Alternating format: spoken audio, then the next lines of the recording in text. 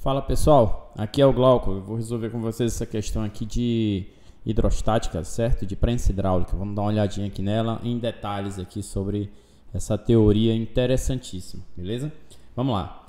Diz a questão assim: o princípio físico que se aplica, por exemplo, aos elevadores hidráulicos dos postos de gasolina e ao sistema de freios e amortecedores dos veículos automotores deve-se ao físico e matemático francês Blaise Pascal. Até agora, ele só passou informação aí sobre Blaise Pascal. No caso dos veículos automotores, os freios, vou falar dos freios agora, constituem um importante item de segurança, pois o seu mau funcionamento, geralmente por falta de manutenção adequada, pode acarretar em acidentes graves. Considere as seguintes afirmativas. Cara, até aqui ele não falou nada sobre a questão, nada sobre física, só que provavelmente vai fazer uma questão aí sobre freios, certo? Vamos às alternativas. Os sistemas hidráulicos baseiam-se no fato de os líquidos serem praticamente incompressíveis. Essa é uma característica da hidrostática dos sistemas hidráulicos, né?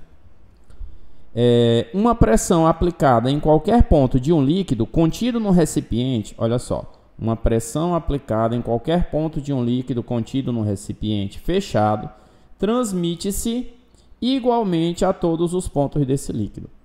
Mais à frente ele vai perguntar se isso aí é verdadeiro ou falso. Na verdade, o que está colocado aí, pessoal, é que isso aqui é o princípio de Pascal. O que diz o princípio de Pascal? Em um recipiente fechado, o aumento de pressão em uma determinada parte desse líquido vai ser transmitido igualmente a todas as partes do líquido, no caso do fluido. Então essa afirmativa 1 aí é verdadeira por se tratar do princípio de Pascal, que é um dos fundamentos da hidrostática, né? Então a afirmativa 1 é verdadeira. Glauco, tem como eu raciocinar essa questão? Não tem. Essa questão ela não é uma questão de raciocínio, ela é uma questão de conhecimento. Ou você sabe ou você não sabe dessa informação. Não tem como você raciocinar essa informação durante a questão, certo? Então você precisa ter a informação. Para isso você precisa ter estudado o assunto, ter visto o assunto. Sem ter visto o assunto, sem ter estudado, você não tem como acertar essa questão, tá certo? Essa primeira alternativa está correta. A segunda alternativa diz o quê? Vamos ver aqui. Segunda alternativa diz: a força exercida pelo motorista no pedal, de freio é aplicada ao pistão do cilindro mestre. Eu nem sei nem o que é cilindro mestre, né? Não falou nada disso aí. Mas quer dizer que o cilindro mestre é o cilindro que está ligado diretamente ao pedal do freio do motorista. E aí você deve lembrar que o pedal, o cara empurra o pé um montão aqui, né? O cara empurra bastante o pé no freio para poder o carro frear, certo? E depois de transmitida pelo fluido de freio até os pistões dos cilindros do freio, onde é novamente multiplicada em virtude do diâmetro desse ser superior ao diâmetro do cilindro mestre. Então, será que isso é verdade? Essa força ela é multiplicada porque o diâmetro do cilindro de freio é maior do que o diâmetro do cilindro mestre? Olha, é difícil. Aí a gente só vai conseguir visualizar isso aí desenhando. E aí eu não desenhei, eu coloquei aqui já um esquema para você ver. Aqui a gente tem esse esquema, que é, aqui você está vendo o pneu, certo? Aqui você está vendo o pedal de freio. E aqui você está vendo o que a gente chama lá de tambor de freio, que é o lugar onde fica a lona de freio que vai atritar ali com o pneu. Então o que acontece aqui? Você aplica uma força desse lado, essa força aqui é aplicada numa área pequena, desse lado aqui. Essa força aplicada nessa área pequena, ela vai fazer o quê? Ela vai gerar uma pressão, que é força sobre área. Essa pressão vai ser distribuída ao longo de todo o fluido de freio e vai aplicar uma força nessa lona de freio aqui, ó, nessa pastilha de freio para forçar a pastilha de freio contra o pneu. O que ele chamou de cilindro mestre é esse aqui, ó, mestre. Não sei nem se é cilindro mestre exatamente o que ele quis dizer lá, certo? E aqui desse lado você vai ter uma área maior. Mas por que eu sei que vai ser uma área maior desse lado aqui do que daquele outro lado? Eu sei porque eu vou empurrar o meu pé uns 20 centímetros, enquanto essa lona de freio vai se deslocar alguns milímetros. Por esse motivo eu sei que do lado do freio, do lado da região lá do pneu, como esse deslocamento é pequeno, é porque a área é muito maior. Então desse lado aqui você vai ter uma área grande.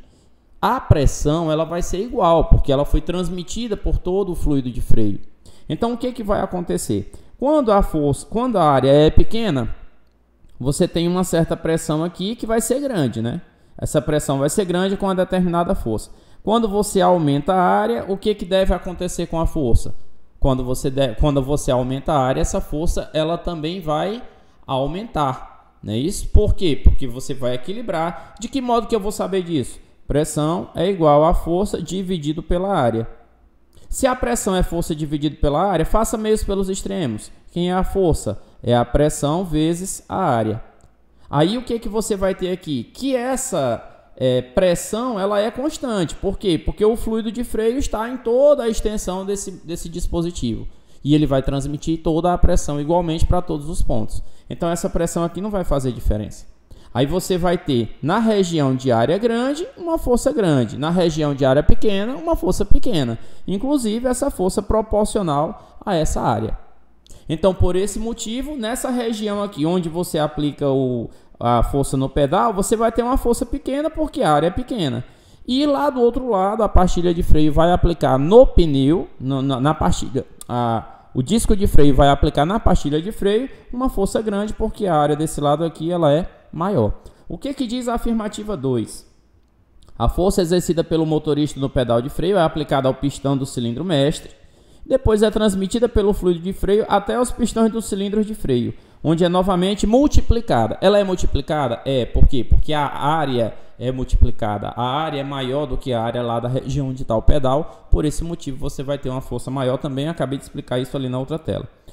Em virtude de o diâmetro desse ser superior ao diâmetro do cilindro mestre. Então é isso, não tem o que discutir. Essa afirmativa aí está correta e a justificativa a gente acabou de fazer ali na outra página. Agora, vamos verificar aqui essa outra parte. Vou dar uma reduzida aqui no zoom. Olha só, se as áreas dos pistões de um elevador hidráulico mantêm a relação 80:1, então é possível equilibrar o peso de um carro pequeno com 1 tonelada de massa aplicando uma força de 125 N no pistão menor. Isso é verdade? Bom, aí a gente vai e faz aqui, ó. Vamos fazer aqui uma prensa hidráulica e vamos ver se é verdade, ó. Na prensa hidráulica eu vou ter mais ou menos isso aqui. Não vai ficar aquele desenho bonito, né? Mas tudo bem. Tá aqui, ó. Mais ou menos desse jeito aqui a minha prensa hidráulica. Certo? Aí aqui eu vou ter um pistão desse lado, um êmbolo na verdade, né? Desse lado aqui eu vou ter um outro êmbolo, né? Opa, sumiu ali, sumiu de novo. Agora não sumiu. E aí o que é que vai acontecer? O que vai acontecer é que aqui eu vou botar o peso do carro. Você está vendo aí? Qual o valor do peso do carro? Ah, a massa é 1 tonelada. O que é 1 tonelada? 1000 quilos. Então o peso aqui vai dar quanto? 1000 vezes 10, 10.000 newtons. Qual o valor da força que eu devo aplicar desse lado aqui para equilibrar isso aí? Aí essa força aqui é o que ele está querendo saber. Ele está dizendo lá na alternativa que é 125 newtons. Olha aí, ó, 125 newtons. A gente vai ver se é agora. Como? A relação de áreas, ele está falando aqui sendo as áreas, não está falando em diâmetro, já está falando em área. As áreas, a relação das áreas aqui é 80:1. Quer dizer o quê? Quer dizer que nessa região pequena a área é A, nessa região grande a área é 80A. E aí a gente aplica aqui o princípio de Pascal que diz o quê? Força 1 sobre a área 1 igual a força 2 sobre a área 2. Quem é a força 1? É o 10.000. 10.000 dividido pela área 1. Quem é a área 1? É a área do lado desse 10.000, que vai dar quanto? 80A. Igual a força 2, que é a força que eu quero descobrir quanto é, pela área 2, que é A. Aí o que é que vai acontecer? O A vai cancelar com A, tá aqui. O 0 cancela com o 0 e vai sobrar 1000 dividido por 8. 1000 dividido por 8 é o quê? É 500 dividido por 4, que é 250 dividido por 2, que é 125. Então eu posso dizer que essa força F aqui, é igual a 125 newtons. O que foi dito lá na alternativa? 125 newtons, olha aí, ó, 125 newtons. Portanto, a afirmativa 3 aqui também está correta. Se a afirmativa 1, 2 e 3 estão corretas, eu vou marcar qual aqui nessa sequência? Todas as alternativas estão corretas e, portanto, para essa questão, a alternativa correta é a letra E. Beleza?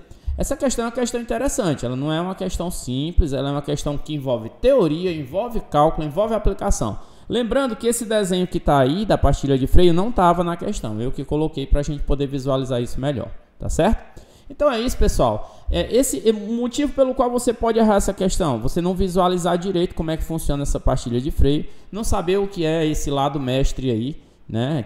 Ele diz que está ali do lado do pedal, mas às vezes a gente dá um lápis de interpretação e não consegue entender isso. E não saber o princípio de Pascal. Esse assunto aqui ou você sabe, ou você já estudou, ou não tem como resolver. Aqui por intuição não sai, de jeito nenhum. Não foi uma questão complicada matematicamente, não tinha conversão de unidades, não tinha que fazer muita conta, mas foi uma questão que exigiu bastante de interpretação. Beleza? Então é isso, galera. Valeu e até a próxima.